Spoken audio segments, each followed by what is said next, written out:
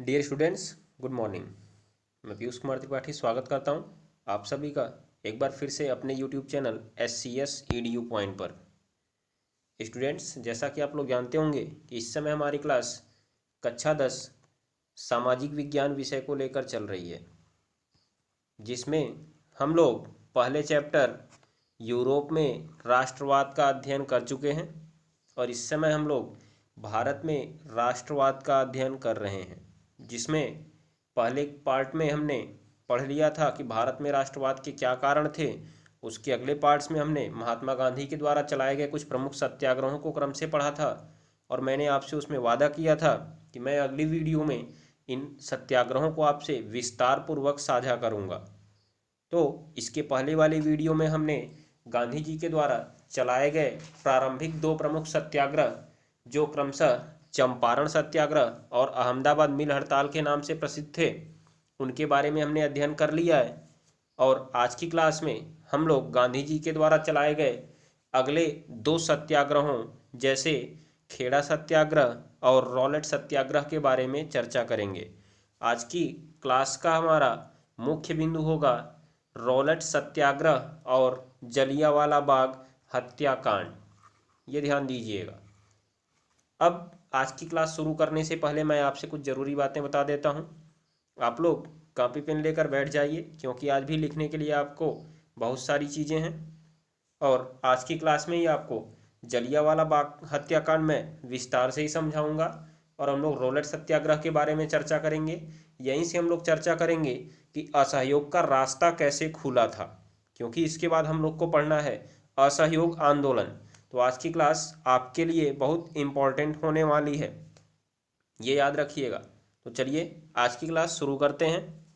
तो आज की क्लास का हमारा पहला टॉपिक है गांधी जी के द्वारा चलाया गया तीसरा महत्वपूर्ण सत्याग्रह, जिसे खेड़ा सत्याग्रह के नाम से जाना जाता है। तो खेड़ा सत्याग्रह की कहानी कुछ इस प्रकार से थी, जैसा कि आपकी स्क्रीन पर दिख रहा है। क्योंकि गुजरात के खेड़ा क्षेत्र में कुणबी पाटीदार किसान, ये ध्यान दीजिएगा, गुजरात का एक किसान समूह है, पाटीदार समूह। अभी हाल ही में ये चर्चा में था पाटीदार आरक्षण को लेकर, ध्यान दीजिएगा, जिसके नेता हार्दिक पटेल माने जाते हैं।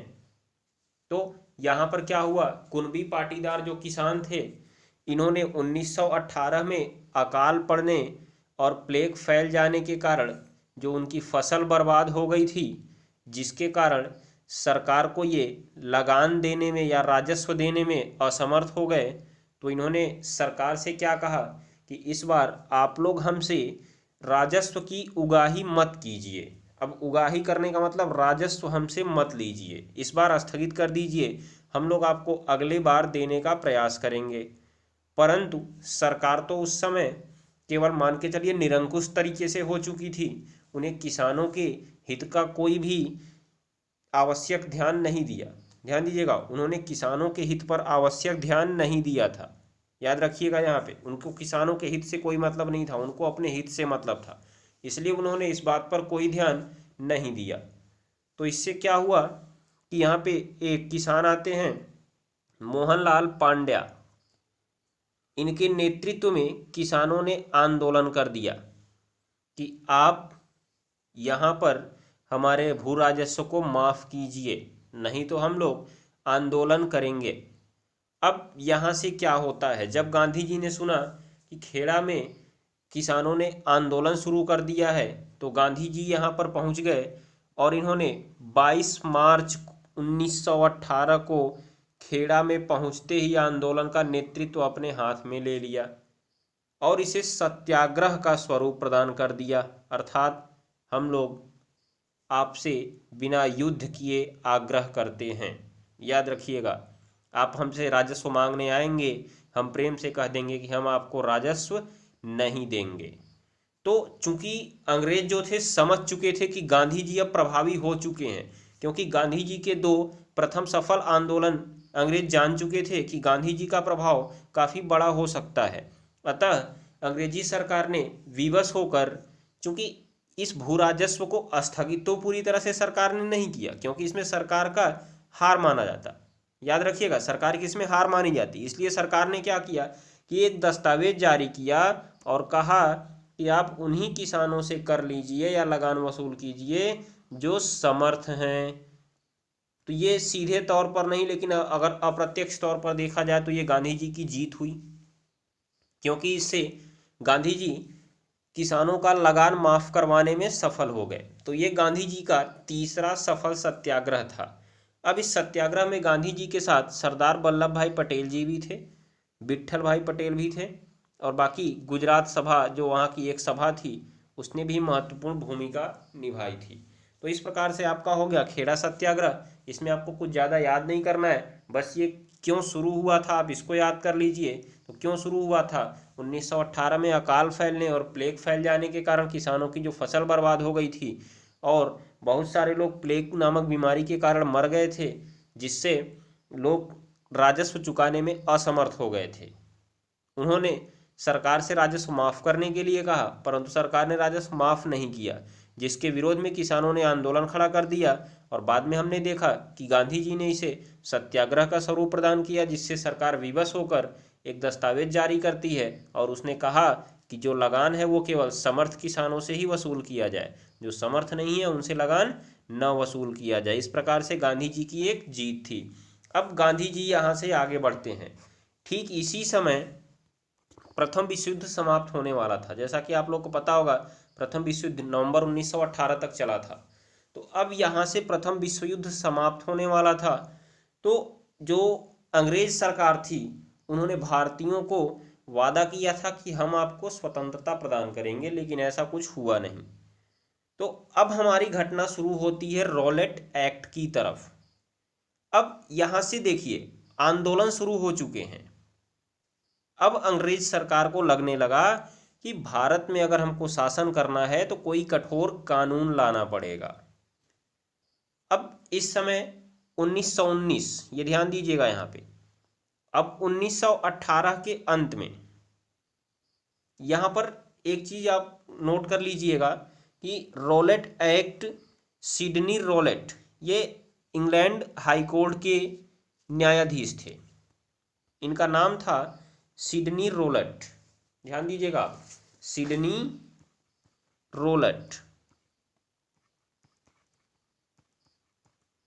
इनकी अध्यक्षता में दिसंबर 1917 में एक समिति स्थापित की गई थी जिसका नाम था रॉलेट समिति। अब इस समिति ने क्या काम किया, समिति को किस लिए गठित किया गया था, ये आप ध्यान से सुनिए। समिति को गठित इसलिए किया गया था कि भारत में बढ़ रही क्रांतिकारी गतिविधियों को रोकने के लिए आप कोई ठोस उपाय बताइए। तो इसने कहा कि भारत में अगर क्रांतिकारी गतिविधियों को रोकना है तो हमें कठोर कानून अपनाने होंगे।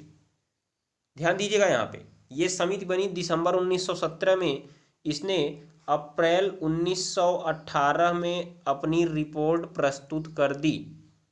इस रिपोर्ट के आधार पर ही अगले साल फरवरी 1919 में 2 विधेयक पेश किए गए, जिसमें से एक विधेयक को भारतीय सदस्यों के व्यापक विरोध के बावजूद पास कर दिया गया।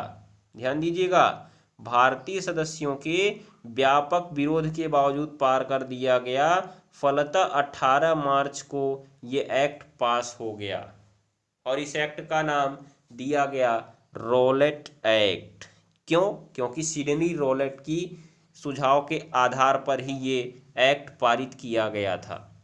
अब इस एक्ट में था क्या, इन्होंने कहा क्या था इस एक्ट में, ध्यान दीजिएगा कि अगर आपको भारत में क्रांतिकारी गतिविधियों का दमन करना है तो आपको कुछ कड़े कानून अपनाने होंगे। आपको जिन पर संदेह हो आप उन्हें तुरंत गिरफ्तार कर लीजिए, उनकी गतिविधियों पर निगरानी रखिए, उन पर गुप्त रूप से मुकदमा चलाइए, आप उन्हें कोई वकील मत दीजिए, उनकी कोई दलील मत सुनिए, उन्हें दंडित कर दीजिए और कठोर से कठोर दंड दीजिए। यही इस एक्ट में कहा गया था।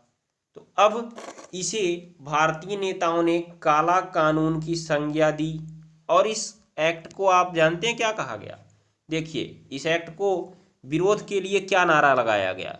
कोई वकील नहीं, कोई दलील नहीं, कोई अपील नहीं। तो इसे क्या कहा क्या गया, ये ध्यान दीजिएगा। मैं एक नाम लिख देता हूं, इसका एक और नाम दिया गया था बिना अपील, बिना वकील,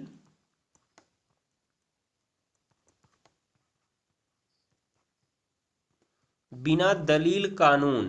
ध्यान दीजिएगा, बिना दलील कानून इस एक्ट का नाम था। ये किसने दिया था? भारतीय नेताओं ने दिया था, क्योंकि इसमें जिसको गिरफ्तार कर लिया जाता था इस एक्ट के तहत, वो कोई अपील नहीं कर सकता था, उसे कोई वकील नहीं मिलता था, और वो कहीं पर दलील नहीं कर सकता था। उसे गुप्त मुकदमे के द्वारा दंडित करके कभी कभी तो फांसी पर भी चढ़ा दिए जाने का प्रावधान था। तो अब यहाँ से हुआ क्या?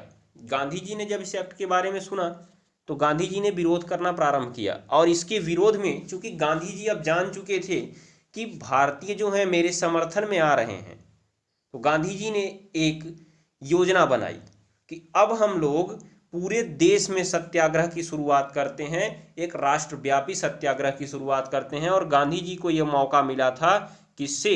रॉलेट एक्ट से। ध्यान दीजिएगा, गांधी जी को ये मिला कहाँ से? ये इसका प्रभाव कहाँ से पड़ा गांधी जी के ऊपर? ये मौका कहाँ से मिला गांधी जी को? रॉलेट एक्ट जब पारित हो गया तब। अब गांधी जी ने कहा कि हम लोग पूरे देश में इस कानून का विरोध करेंगे, और विरोध करने के लिए गांधी जी ने 6 अप्रैल 1919 के दिन को चुना, और कहा कि हम लोग पूरे देश में एक साथ हड़ताल का आह्वान करेंगे। और इसके लिए उन्होंने, गांधी जी ने सत्याग्रह सभा की भी स्थापना कर दी थी।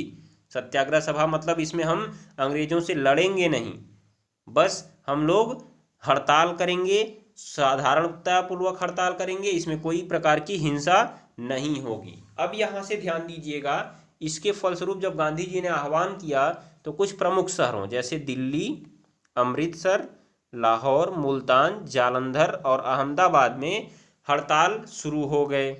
जगह जगह पर प्रदर्शन किए जाने लगे, सभाएं की गई। अब सरकार को लगा कि अगर इस प्रकार से विरोध चलता रहा तो हम लोग यहाँ पर कुछ ही दिन के मेहमान हैं। इसलिए सरकार ने विरोध को दबाने के लिए बल प्रयोग करना शुरू किया और निहत्थी भीड़ पर गोलियां चलाना शुरू किया, जिसमें कई लोगों की मौत भी हो गई। ध्यान दीजिएगा, बहुत सारे लोग इसमें मारे भी गए थे। अब यहाँ से सबसे भीषण स्थिति कहाँ पर पनपी थी? सबसे भीषण स्थिति पंजाब में। घटना को सुनते जाइए क्रम से। रॉलेट एक्ट पारित हुआ, गांधी जी ने सत्याग्रह सभा का गठन किया और उन्होंने कहा कि हम लोग एक सत्याग्रह आंदोलन चलाएंगे और अंग्रेजी सरकार के विरोध में हड़ताल करेंगे, इस कानून के विरोध में हड़ताल करेंगे। इसी का नाम था रॉलेट सत्याग्रह, जो कि 6 अप्रैल 1919 से शुरू हुआ था। अब जब पंजाब में स्थिति जटिल होने लगी तब गांधी जी ने कहा मैं पंजाब जाऊंगा, लेकिन अंग्रेजी सरकार ने क्या किया? उनके पंजाब प्रवेश पर प्रतिबंध लगा दिए, जैसा उन्होंने कहाँ पर लगाया था? चंपारण में लगाया था। लेकिन गांधी जी तो वहां पर पहुंच गए थे। अब अंग्रेजी सरकार को लगा कि अगर हमने थोड़ी भी ढील दी तो गांधी जी पंजाब पहुंच जाएंगे। इसलिए अंग्रेजी सरकार ने कठोरता दिखाते हुए 8 अप्रैल को ही गांधी जी को गिरफ्तार कर लिया और उन्हें कहाँ भेज दिया? पुनः बंबई जेल में भेज दिया। याद रखिएगा। अब यहाँ से घटना क्या होती है? 9 अप्रैल के दिन ये घटना पंजाब में और विकराल रूप धारण कर लेती है, क्योंकि 9 अप्रैल को रामनवमी थी। अब रामनवमी के दिन हिंदू और मुसलमान दोनों लोगों ने मिलकर एक विशाल जुलूस निकाला कि आप गांधी जी को रिहा करिए। ध्यान दीजिएगा, गांधी जी को रिहा करने के लिए इन्होंने एक विशाल जुलूस निकाला था और साथ में ये कानून का विरोध भी कर रहे थे। तो अब ये जुलूस इतना बड़ा था कि अंग्रेजी सरकार घबरा गई और उसने इस आंदोलन के 2 प्रमुख नेताओं डॉक्टर सत्यपाल और डॉक्टर किचलू को गिरफ्तार कर लिया और अमृतसर से उन्हें बाहर कर दिया, जिससे लोगों में रोष और अधिक बढ़ गया। अब इन दोनों को गिरफ्तार करने के कारण घटना आगे बढ़ती है। ध्यान दीजिए, रॉलेट सत्याग्रह अब यहाँ से समाप्त हो रहा है, हम लोग धीरे धीरे जलियांवाला बाग कांड की ओर बढ़ रहे हैं। तो जब 9 अप्रैल को डॉक्टर सत्यपाल और किचलू को गिरफ्तार कर लिया गया तब जनता में रोष और अधिक बढ़ गया और ये लोग इसका विरोध करने के लिए 13 अप्रैल 1919 को बैसाखी के दिन एक बाग में इकट्ठा हुए जिसका नाम था जलियांवाला बाग। वहां पर ये लोग इकट्ठा हुए, शांतिपूर्ण प्रदर्शन के लिए इकट्ठा हुए, जहां पर जनरल ओ डायर ने ध्यान दीजिएगा, जनरल ओ डायर कौन था? जो उस समय पंजाब का गवर्नर था। इसने पंजाब के ब्रिगेडियर जनरल आर डायर को आदेश दिया कि आप यहां प्रदर्शन कर रहे लोगों को हटाइए। अब जब ये जनरल आर डायर वहां पहुंचता है, कहां पर? जलियांवाला बाग में, तो प्रदर्शन कर रहे निहत्थे लोगों पर गोलियां चलाने का आदेश दे देता है। तो अब यहां पर मरे कैसे? चूंकि जो बाग में लोग इकट्ठा हुए थे वो बाग कुछ इस तरह से था, निकास द्वार एक ही तरफ से था, बाकी चारों तरफ ऊंची ऊंची दीवारें थी जहां से कूदकर कोई बाहर नहीं जा सकता था। अब इस रास्ते को अंग्रेजी सेना ने ब्लॉक कर दिया और लोगों पर अंधाधुंध गोलीबारी शुरू कर दी। इसमें सरकार के अनुसार तो मारे गए थे लगभग 150 या 200 लोग, लेकिन भारतीय नेताओं के अनुसार लगभग 1300 लोग इस घटना में मारे गए थे। ध्यान दीजिएगा, यह सबसे भीषण नरसंहार था, याद रखिएगा, सबसे भीषण नरसंहार। तो यहां से अब हुआ क्या? रॉलेट सत्याग्रह से हम लोग पहुंच गए कहां पर? जलियांवाला बाग कांड में। तो जलियांवाला बाग कांड में आपको हाथ किसका दिखा? जनरल ओ डायर और जनरल आर डायर, याद रखिएगा। जनरल ओ डायर जो उस समय पंजाब का गवर्नर था, जनरल ओ डायर। यहां से देखिए जलियांवाला बाग कांड शुरू होता है, तो सत्याग्रह सभा जो बनी थी ये सब तो हमने देख ही लिया है। उसके बाद 6 अप्रैल को गांधी जी ने व्यापक हड़ताल का आह्वान किया था, और यहाँ से जब 9 अप्रैल को डॉक्टर सत्यपाल और डॉक्टर किचलू को गिरफ्तार करके अमृतसर से निर्वासित कर दिया गया था, तब वही 13 अप्रैल को बैसाखी के दिन जो पंजाबी लोग थे कहाँ पर इकट्ठा हुए थे? जलियांवाला बाग में इकट्ठा हुए थे। अब ये बाग जैसा कि मैंने आपको बताया कि चारों तरफ से बड़ी दीवारों से घिरा हुआ था, निकलने का केवल एक ही मार्ग था। अब जनरल ओ डायर ने कहा जनरल आर डायर से, जो क्या था उस समय ब्रिगेडियर था, नाम इसका देखिए रेजिनाल्ड एडवर्ड हैरी डायर था। आर डायर है यहाँ पे, आर डायर, ध्यान दीजिए। यह अपने 150 सशस्त्र सैनिकों के साथ वहां पर पहुंच गया और उन लोगों से एक बार अपील भी नहीं की कि आप लोग यहाँ से सभा छोड़कर चले जाइए। उसने सभा में उपस्थित लोगों पर गोलियां चलाने का आदेश दे दिया और सैनिकों ने तब तक गोलियां चलाई जब तक कि उनकी गोलियां समाप्त नहीं हो गई। इसमें बूढ़े, बच्चे, औरतें, युवा सब मारे गए। सोचिए कितना भीषण नरसंहार रहा होगा। जब कोई बाहर नहीं निकल पाया होगा, जो लोग नीचे गिर गए होंगे, संभवतः कितने लोग भगदड़ के कारण मर गए होंगे, कितने लोग गोलियों से मरे होंगे, जो बचे होंगे वो भी संभवतः किसी काम के आगे नहीं रहे होंगे, क्योंकि इतना भीषण नरसंहार देखने के बाद आदमी का दिमाग काम करना बंद कर देता है। तो अब यहाँ पर ध्यान दीजिएगा, यहाँ से इस हत्याकांड की निंदा तो बहुत ज़्यादा हुई, लेकिन बाकी और कुछ नहीं हुआ। हमारे रविन्द्रनाथ टैगोर जी ने अपनी नाइटहुड की उपाधि और सर की उपाधि इस जलियांवाला बाग हत्याकांड के विरोध में वापस कर दी थी। ये एक इम्पॉर्टेंट सवाल बनता है, वेरी इंपॉर्टेंट, कि रविन्द्रनाथ टैगोर ने अपनी नाइटहुड की उपाधि कब वापस की थी? तो कब वापस की? 13 अप्रैल 1919 को है, जलियांवाला बाग हत्याकांड के विरोध के कारण। ध्यान दीजिएगा। अब इन्होंने जब अपनी नाइटहुड की उपाधि वापस कर दी, इसी प्रकार सर शंकरन नायर ने कार्यकारी परिषद से इस्तीफा दे दिया था। और आगे कहानी अब ध्यान से सुनिएगा। इस घटना का विरोध जब होने लगा तो यहाँ पर विरोध के बाद इन्होंने दबाव में आकर 1 अक्टूबर 1919 को एक हंटर कमेटी का गठन किया, या हंटर समिति का गठन किया, जिसे जांच करने का कार्य दिया गया। किसका? कि जलियांवाला बाग हत्याकांड का दोषी कौन है। अब इसमें जो हंटर समिति गठन की गई, इसमें ध्यान दीजिएगा सदस्य कौन कौन थे। 5 अंग्रेज सदस्य थे और 3 भारतीय सदस्य थे, याद रखिएगा। 5 अंग्रेज सदस्य और 3 भारतीय सदस्य थे। इनके नाम आप देख लीजिएगा, नाम उतने इंपॉर्टेंट आपके लिए नहीं है, लेकिन आप नाम एक बार याद कर लीजिएगा। इस समिति ने मार्च 1920 में अपनी रिपोर्ट प्रस्तुत की। याद रखिएगा, मार्च 1920 में अपनी रिपोर्ट प्रस्तुत की और इस रिपोर्ट में कहा क्या गया कि इसमें अंग्रेजी सरकार की कोई गलती नहीं थी, सारी गलती वहां पर विरोध कर रहे लोगों की थी। उन्होंने ही अराजक तत्वों के माध्यम से दंगा फैलाने का काम किया था, जिससे विवश होकर अंग्रेजी सरकार को गोली चलानी पड़ी थी। सोचिए यहाँ पे कितना बड़ा गेम खेला गया था भारतीयों के साथ। अब इसी के विरोध में गांधी जी ने असहयोग आंदोलन की शुरुआत करने का निश्चय लिया। अब इसकी कहानी हम लोग पढ़ेंगे अगली क्लास में। याद रखिएगा, असहयोग आंदोलन। तो यहीं से जलियांवाला बाग कांड के बाद असहयोग आंदोलन की नींव पड़ जाती है। तो देख लिया आपने आज किस प्रकार से हुआ कि रॉलेट सत्याग्रह किस प्रकार से अंग्रेजों ने भारतीय क्रांतिकारियों का दमन करने के लिए बिना अपील, बिना दलील और बिना वकील कानून ले आया, जिसका नाम था रॉलेट सत्याग्रह। हाँ, मैं चलते चलते एक चीज़ आपको बता देता हूँ, इस रॉलेट सत्याग्रह का एक सरकारी नाम भी था जिस नाम से इसको पारित किया गया था। इसका नाम आप लोग लिख लीजिएगा, पूछा जा सकता है अगर आप प्रतियोगी परीक्षा की तैयारी कर रहे हैं तो। लेकिन अगर आप यूपी बोर्ड के विद्यार्थी हैं तो ये आपके लिए उतना इम्पोर्टेंट नहीं होने वाला है।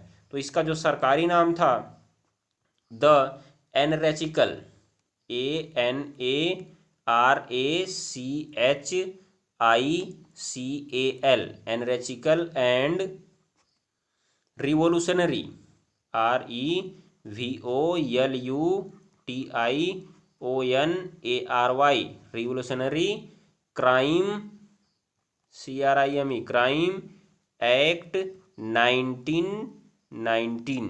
ध्यान दीजिएगा, किसका नाम था ये? रॉलेट एक्ट का सरकारी नाम था जिस नाम से इसको पारित किया गया था। और रॉलेट एक्ट इसका नाम किस कारण से दिया गया था आपको पता होगा, क्योंकि ये जो समिति बनाई गई थी रॉलेट एक्ट पास करने के लिए, उसके अध्यक्ष कौन थे? सिडनी रॉलेट, जो इंग्लैंड हाई कोर्ट के जज थे। इनके अध्यक्षता में समिति बनाई गई थी। कब बनाई गई थी? 10 दिसंबर 1917 को समिति बनी थी। और इस समिति ने अपनी रिपोर्ट प्रस्तुत कब की थी? 15 अप्रैल 1918 को, जिस पर अमल करते हुए अंग्रेजी सरकार ने 18 मार्च 1919 को ये रॉलेट एक्ट पारित किया था, जिसे बिना अपील, बिना वकील, बिना दलील कानून भी कहा गया था, जिसके विरोध में गांधी जी ने सत्याग्रह सभा का गठन किया और 6 अप्रैल को रॉलेट सत्याग्रह करने का निर्णय लिया, जिसके फलस्वरूप 13 अप्रैल को जलियांवाला बाग जैसी निर्मम और भीषण घटना हुई, जो हमारे इतिहास में एक काले दिन के बराबर मानी जाती है। याद रखिएगा।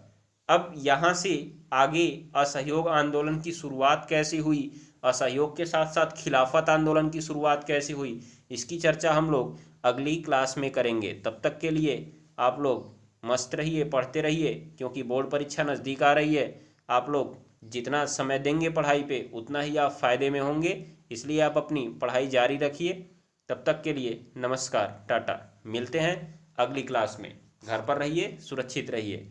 बाहर निकलिए तो मास्क लगाइए, सैनिटाइजर अवश्य रखिए। बिना मास्क और सैनिटाइजर के बाहर ना जाइए, क्योंकि कोरोना की दूसरी लहर अभी आ सकती है, इसलिए स्वस्थ रहें, सतर्क रहें।